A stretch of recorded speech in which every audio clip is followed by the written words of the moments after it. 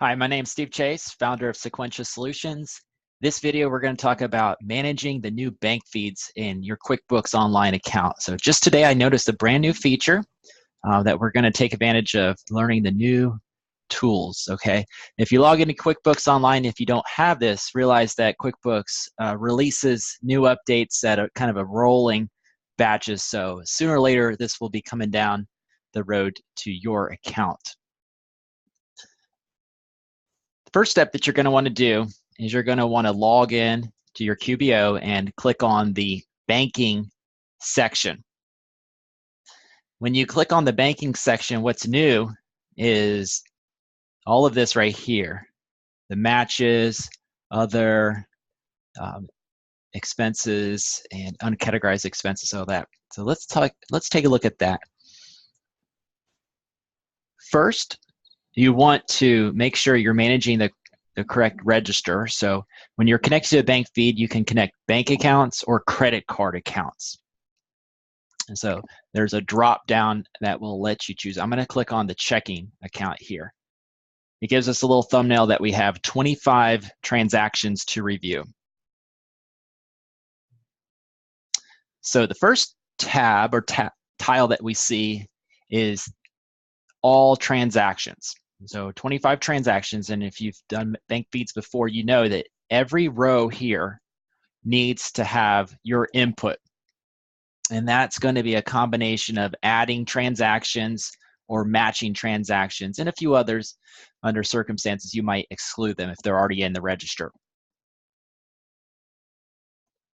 Okay, so just skimming that there, I like to kind of share with my students that you want to think of these as emails in your inbox, and you need to take action for each email and need to move it to an area, and it will then, this is like a temporary holding ground before it actually connects to your actual register. So now let's see how QuickBooks has the new features. We have matches. Now we had that before, but it's a new tally here. It says matches. As far as matches are split up, and it's saying that we have 7 matches for expenses. Okay. Over here on the right, we have matches for income. And we've received money coming into the business this way here. We go over to the middle here, there's other. And right now it doesn't really know how to match up these expenses here. So it's looking for us to take action and put down who the payee was and then choose the correct expense here. And then if I click this little guy right here, this little arrow here, I'll also be able to see uncategorized income. And that's where I'm going to begin today with, okay? We typically do not want to add uncategorized income without first doing some kind of a sales form in the register. So let's imagine that $55 there that we see coming in from Books by Bessie, uncategorized income, was actually a service that we've provided and the customer has paid us. So let's look at trying to manage that to get it to a match. So anytime you want to do a transaction in QuickBooks Online, you can click on the little plus sign, which is called the Quick Create.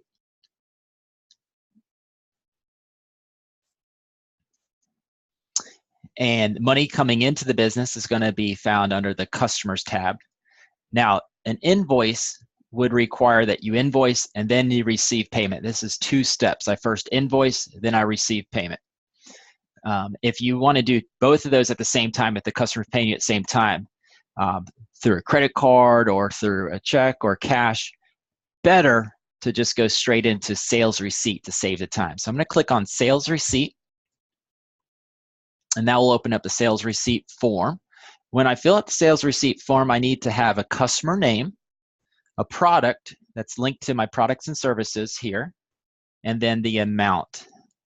Okay, so let me just go ahead and create a new customer here.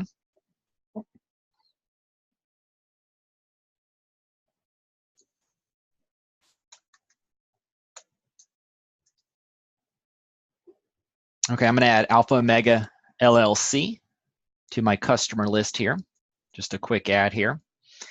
If I want to email them the receipt, I can certainly do that here.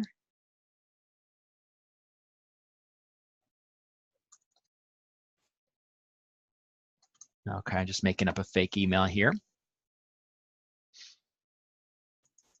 We're going to say that they paid with a credit card.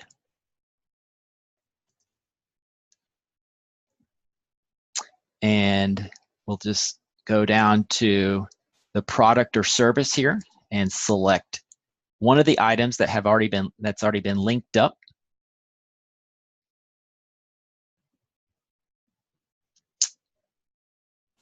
Go with design, and we're going to go with $55. Okay, let's create a little note here. Initial. Okay.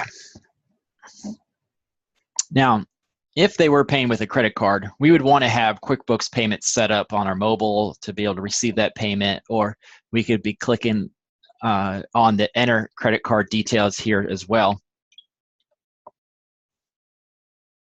And then we could then go into swipe card. And I'm not set up, this is just a test count here, but keep that in mind that you do have a lot of great tools that QuickBooks will help you accept credit cards from your customers on the fly. But when it's all said and done, you've got your customer name, the actual item that you're selling, you get amount. We look down, we verify that it's $55, and to make sure we have the correct date here, okay? We can click Save and Send, and that will send a receipt to the customer with the email on file for their records, which is great. Now, we're not set up to email because it's just a little test count, so that's what's happening here. We don't have that, but I can definitely save it under this test count. We've saved the sales receipt. I'm going to close out. And then what we're looking for is the match, okay? So on the uncategorized income, we're going to click on that row, and it sees two sales receipts here. The first one, if we're not sure about it, we're going to click on it just to open it up to verify, double check everything, that's it. And then we're going to click out of here and then match. Okay, and that took care of that one transaction there. Let's go now back to the for review and notice that we're now at 24 transactions that we're working with here. So we definitely have more work to do, but as far as trying to manage these bank feeds, I would probably go with the matches on the expenses side and look over these one at a time, and we can just verify. Matching means that it's already in the register. We agree with it, and we can just simply go over to the side and click on the match button here. If there's several of them, we can click on these check marks here to save a little time and then do a batch action to accept the selected there. Okay, want to do them all, and we can click on all of them and then manage those out, accept selected, okay? Now let's imagine that you're like, on second thought, think you made a mistake and you matched something or added something that you didn't quite want to do. For example, let's go and add this $200 uncategorized income, which is not the strongest way to create a clarity in your profit and loss reports. You want to not have uncategorized income. But let's say I add that on accident, and I want to retrieve that back into the accounts. I can click on in QuickBooks, and I can find that $200 that was added, and just like that, over to the side, we can click on the undo button, and that will populate it right back into the for review that we can work with here. Okay, so let's take one last look at how to get that adding button to a match is what we're trying to do. And this time I'm going to do an invoice and receive payment. I'm going to click on the plus sign, invoice. I'll just go ahead and find a customer on this list here.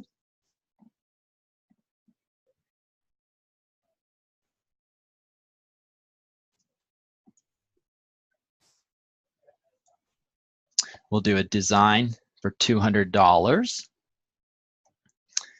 Okay, and I'm going to backdate this to April 2nd. Save. and then close that out here. Okay, now as far as receiving payments go, I can click on the plus sign, click receive payment. I'm gonna need to remember which account that was. I hope I remember it right here. Who was that? I was going so quickly here. Pies Cakes. There we go. It sees that we have a $200 invoice outstanding. We're on the receive payment. So we click on the invoice to pay the balance off if we received it. Just simply choose the correct method of how they're paying for that. Okay. And now we can click on the save and close. Oops, $200. You re-enter that and then save and close. Okay. And bingo, that's what we wanted to see here is a match for that $200 here. Match goes to the register. Lastly, let's look at the register. And here we will find these transactions in there. Okay. All right, thanks for watching. For more tips and tricks on QuickBooks Online, you can contact me at sequentiasolutions.com or send me an email at stevechase@sequentiasolutions.com. Thanks.